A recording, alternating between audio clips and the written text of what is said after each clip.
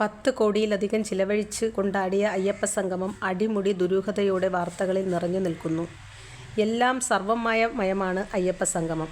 ആഗോള അയ്യപ്പസംഗമം ആഗോള ധൂർത്ത് സംഗമമായപ്പോൾ നമ്മുടെ മുഖ്യമന്ത്രിയുടെ താമസത്തിന് മാത്രം ചിലവായത് 2 ലക്ഷം രൂപയാണ്. അദ്ദേഹം കോർപ്പറേറ്റ് മുതലാളിയല്ല, നമ്മുടെ കമ്മ്യൂണിസ്റ്റ് മുഖ്യമന്ത്രിയാണെന്നത് പ്രത്യേകം ഓർക്കേണ്ടതാണ്.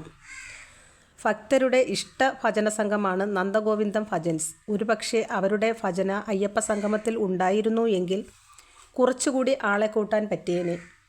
അവരെ ക്ഷണിച്ചതുമില്ല. എന്നാൽ 8 ലക്ഷം രൂപ നടക്കാത്ത അവരുടെ പരിപാടിയുടെ പേരിൽ ബില്ലിട്ട് പറ്റിക്കുകയും ചെയ്തു. ഇതൊക്കെ എന്ത് തരം പകൽക്കൊള്ളയാണ് അയ്യപ്പ?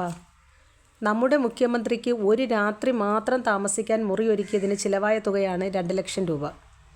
കട്ടിലും ബെഡും ബെഡ്ഷീറ്റിനും മാത്രം 1,12,000 രൂപയാണ് ചിലവാക്കിയത്. അയ്യപ്പൻ പോലും ഞെട്ടിക്കാണും. ഇനി അതിഥികൾക്ക് മുറിയൊരുക്കിയതിനും ഏതാണ്ട് 38 ലക്ഷത്തോളം രൂപ ചിലവഴിച്ചിട്ടുണ്ട്. സ്റ്റേജിലിരുന്ന 10-12 പേർക്കുള്ള ലഘുഭക്ഷണത്തിന് മാത്രം, അതും ഒരു നേരത്തെ, 37,000-ലധികം രൂപയാണ് ചിലവായത്. 37,000 രൂപയ്ക്ക് എന്ത് ലഘുഭക്ഷണമാണോ പാവങ്ങൾ കഴിച്ചിട്ടുണ്ടാവുക?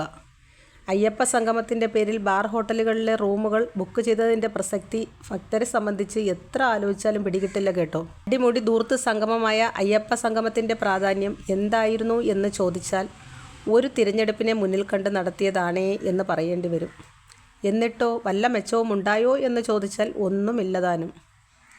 ആർക്കോ ഒക്കെ കുറച്ച് സാമ്പത്തിക ലാഭം കിട്ടിയിട്ടുണ്ടാകും, അതാണ് ഏക മെച്ചം.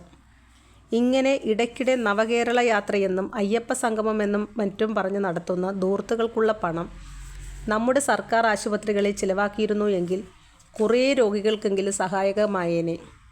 കിടക്കയ്ക്കും ഡോക്ടർക്കും മാത്രമേ പണം കൊടുക്കാതെയുള്ളൂ. ബാക്കി മുഴുവൻ മരുന്നുകളും വാങ്ങിക്കൊടുത്ത് ചികിത്സ തേടേണ്ട ഗതികേടിലാണ് പാവങ്ങൾ.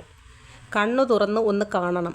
ഏത് പാർട്ടി ഭരിച്ചാലും അവസ്ഥ ഇതൊക്കെ തന്നെയാണ്. പക്ഷേ നമ്മുടെ 1ാം പിണറായി ഭരണത്തിൽ നമ്മൾ അഭിമാനം കൊണ്ടിരുന്നു എങ്കിൽ 2ാം ഭരണത്തിൽ ഈ ധൂർത്ത് കാരണം കമ്മ്യൂണിസം എന്ന വാക്കിൻ്റെ തന്നെ അർത്ഥം മറക്കേണ്ട ഗതികേടായി പോയി.